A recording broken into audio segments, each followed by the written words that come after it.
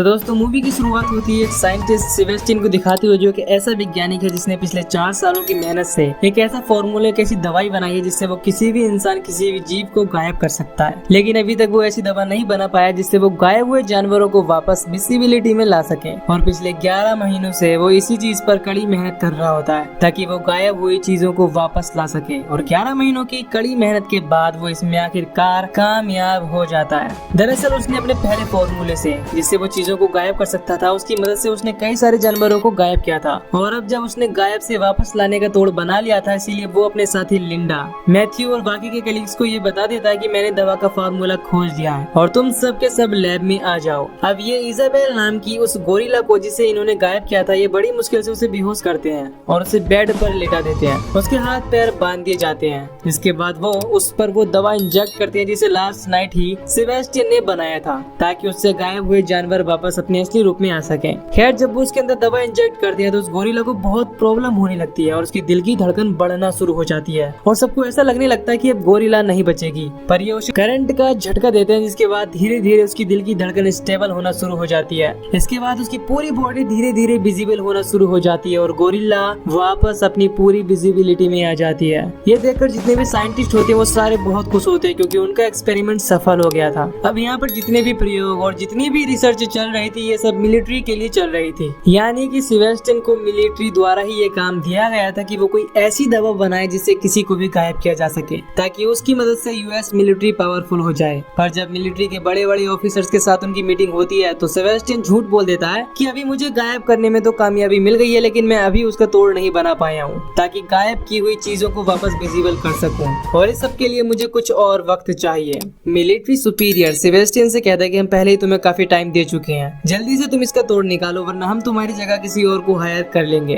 अब जब ये यहाँ से बाहर निकलते हैं तो लिंडा और मैथ्यू वो सेबेस्टियन से कहते हैं कि तुमने झूठ क्यों बोला। इस पर सेबेस्टियन कहता है कि मैं इस दवा को इंसानों पर प्रयोग करना चाहता हूँ। अब सेबेस्टियन चाहता था कि वो अपनी इस खोज का क्रेडिट ले और ये सब वो दुनिया के सामने रखना चाहता था, और अगर वो मिलिट्री वालों को बता देता कि उसने उसका तोड़ भी खोज लिया है तो मिलिट्री उसकी खोज को और सारी की सारी रिसर्च को अपने कंट्रोल में ले लेती। अब सेबेस्टियन अपने ऊपर उसका प्रयोग करना चाहता था और लिंडा और मैथ्यू को अपने इस काम में साथ देने के लिए कहता है, जिसके बाद ये दोनों मान जाते हैं और सेबेस्टियन अपनी बाकी टीम से मिलकर उन्हें झूठ बोलता है कि मिलिट्री ने हमें ये दवा इंसान पर प्रयोग करने की इजाजत दे दी है और मैं इसे अपनी बॉडी पर प्रयोग करना चाहता हूँ। लिंडा और मैथ्यू भी उसका इस झूठ में साथ देते हैं। इसके बाद सेबेस्टियन अपनी बॉडी में गायब होने वाली दवा को इंजेक्ट करवाता है। उसे बहुत तकलीफ होती है लेकिन सब कुछ नॉर्मल था। जिसके बाद फाइनली वो गायब हो जाता है, लेकिन गायब होने की इस प्रोसेस की वजह से वो बेहोश हो जाता है और उसे होश आने में 17 घंटे लग जाते हैं। जब वो होश में आता है तो उसे रोशनी बर्दाश्त नहीं होती। वो कहता है कि लाइट बंद करो। इसके बाद रूम की सारी लाइट्स बंद कर दी जाती हैं।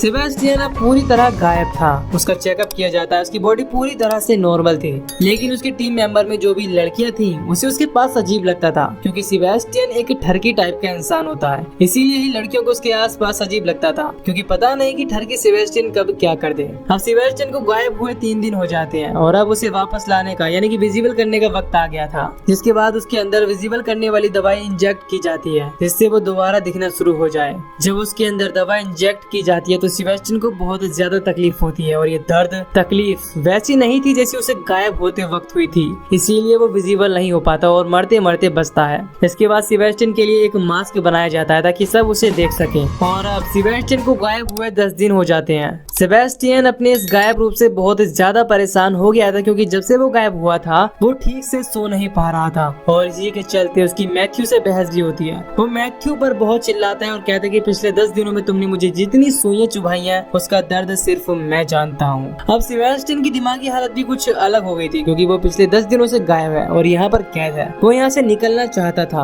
एक दिन सेबेस्टियन बहुत ऊब जाता है और वो लैब से निकलकर अपने घर आ जाता है और जब वो घर आता है तो वो देखता है कि उसकी पड़ोस में एक लड़की है जो नहाने के लिए जा रही होती है। दरअसल सेबेस्टियन की इस लड़की पर काफी वक्त से नजर होती है और अब वो गायब था, इसीलिए सेबेस्टियन अपना मास्क उतार देता है और उस लड़की की डोरबेल बजाता है। जब वो लड़की दरवाजा खोलती है तो देखती है कि वहाँ पर कोई भी नहीं होता क्योंकि सेबेस्टियन इनविजिबल था और वो मौका पाकर उसके घर के अंदर घुस जाता है। अंदर घुसने के बाद वो उस लड़की का बहुत बुरी तरह से रेप कर देता है। इसी बीच लिंडा सेबेस्टियन के घर आ जाती है और वो देखती है कि सेबेस्टियन का मास्क उतरा हुआ है। इस बात से लिंडा बहुत डर जाती है और वापस लैब में आ जाती है, जिसके बाद वो सब डिस्कस करते हैं कि जब तक सेबेस्टियन गायब है वो सबके लिए खतरा हो सकता है क्योंकि वो बिना मास्क के घूम रहा है। लेकिन तभी यहाँ पर सेबेस्टियन आ जाता है। लिंडा उससे कहती है कि आज के बाद अगर तुमने ऐसा किया तो वो कमेटी को सब कुछ बता देगी, यानी कि मिलिट्री और बाकी के लोगों को जो इस एक्सपेरिमेंट के पीछे थे। खैर सेबेस्टियन लिंडा की बात को मान जाता है, लेकिन सबके दिल में कहीं ना कहीं एक डर होता है, क्योंकि सब लोग सेबेस्टियन की आदत से वाकिफ होते हैं। किसी को कोई अंदाजा नहीं होता कि वो कब क्या कर दे, लेकिन ये सब मिलकर तय करते हैं कि वो सेबेस्टियन पर 24 घंटे थर्मल कैमरा से उस पर नजर रखेंगे। अब सेबेस्टियन जानता था कि कैमरे से उस पर नजर रखी जा रही है और वो इस लैब से बाहर नहीं निकल सकता, इसीलिए वो कैमरे से छेड़छाड़ कर देता है और उसमें अपनी रिकॉर्डिंग चला देता है। इससे ये लगता है कि सेबेस्टियन वही है और वो वहाँ से भाग निकलता है। इसके बाद वो लिंडा के घर जाता है, जहाँ वो देखता है कि लिंडा का अफेयर उसी के कलीग मैथ्यू से है। इस बात से सेबेस्टियन को बहुत गुस्सा आता है और उसे गुस्सा इसीलिए आता है क्योंकि लिंडा उसकी एक्स गर्लफ्रेंड थी और अब गुस्से में वो उसके घर की खिड़की का कांच तोड़ देता है। लिंडा बाहर देखती लेकिन वहाँ पर कोई नहीं था, पर उसे शक होता है कि शायद वो सेबेस्टियन था। और जब वो लैब में फोन करती है तो लैब में जो आदमी बैठा होता है वो कहता है कि सेबेस्टियन मेरी नजरों के सामने है, लेकिन उसे ये नहीं पता होता कि वो बस एक रिकॉर्डिंग है। जब सेबेस्टियन वापस लैब में आता है तो बहुत गुस्से में होता है, इसीलिए वहाँ पर गायब कुत्ते को मार देता है। अगली सुबह जब जानवरों की डॉक्टर सभी जानवरों को खाना खिलाने के लिए आती है तो वो देखती है कि वहाँ पर कुत्ता मरा हुआ है और वो इसके बारे में सेबेस्टियन से पूछती है, लेकिन वो कहता है कि मुझे इस बारे में कुछ भी नहीं पता।